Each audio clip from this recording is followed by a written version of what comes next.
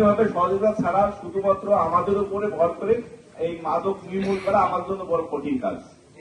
কারণ অনেক বড় এলাকা, আমরা তো সবসময় এক এলাকায় থাকবো না।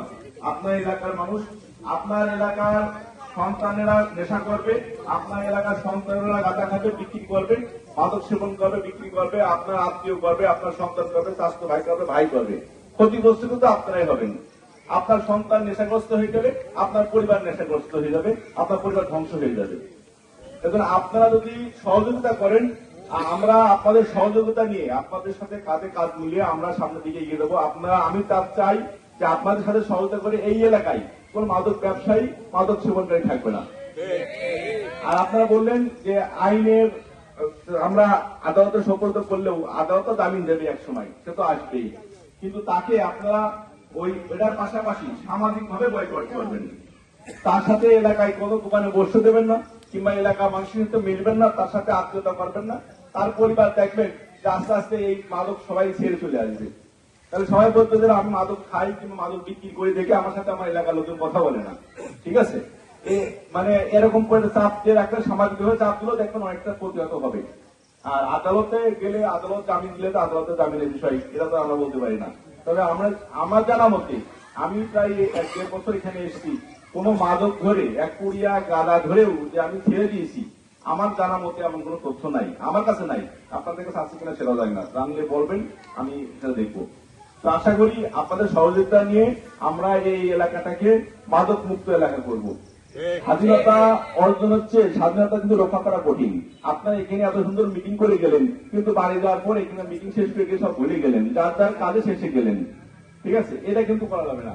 সবাই এই যে আপনারা এই প্রোগ্রামটা করছেন, এই প্রোগ্রামটা সফলতা হবে যারা ধরে রাখতে পারেন, সেই অনুরোধ করছি। কমিটি করে দেবেন, কমিটির দায়িত্ব হবে যারা সদস্য থাকবে যে মাদক ব্যবসায়ী যারা বেচা কেনা করে তাদের বাড়ির আশেপাশে কাউকে রেখে দেবেন না। আমার নাম্বার সবার কাছে দিয়ে দেবেন, যদি মাদক ব্যবসায়ী বাড়ির আশেপাশে কেউ আসে আমাকে ফোন দেবেন, আমরা ধরে নিজে আইনগত ব্যবস্থা নেবো। তাহলে মাদক ব্যবসায়ীর কাছে একটু যাবে না। মাদক ব্যবসায়ী যদি বন্ধ হয়ে যায়, মাদক সেবন কারো এলাকা থেকে আস্তে আস্তে বন্ধ হয়ে যাবে। ঠিক আছে, তা আমি আশা করি এখানে আপনাদের সবাই আছে, আমি শহীদ ভাই আছে, মেম্বার সাহেব আছে, ভাই আছে, আপনাদের সবাইকে নিয়েই আমরা এলাকা মাদক মুক্ত করে দেবো ইনশাআল্লাহ। আসসালামু আলাইকুম।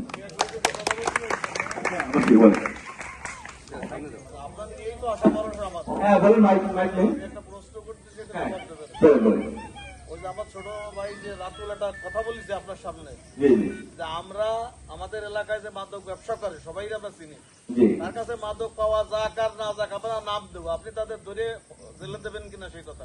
আচ্ছা, এখন আমি যে ধরে জেলে দেবো, হ্যাঁ, এখন জেলে দেওয়ার তো কিছু আইনগত প্রক্রিয়া আছে, সে প্রক্রিয়া আপনি করবেন না? এটা আইনগত প্রক্রিয়া তো আপনার জানতে হবে আসলে আইনগত প্রক্রিয়া নাকি। আমার হ্যাঁ, আপনার নাম দেন, আপনারা নাম দেবেন, পাশাপাশি আমরাও চেষ্টা করবো এই নাম দেওয়ার ব্যবসায়ীগুলো কোন সময় ব্যবসা করছে সেই সময় আমরা ধরবো। কারণ এটা আপনারা শিক্ষিত মানুষের তারা বুঝবেন যে আমার যখন ওই আসামিকে বিজ্ঞ আদালতে সোপর্দ করতে হবে, তখন আদালতে যথাযথ প্রমাণ দেখাতে হবে যে তার কাছে কোনো আলামত পেয়েছি কিনা।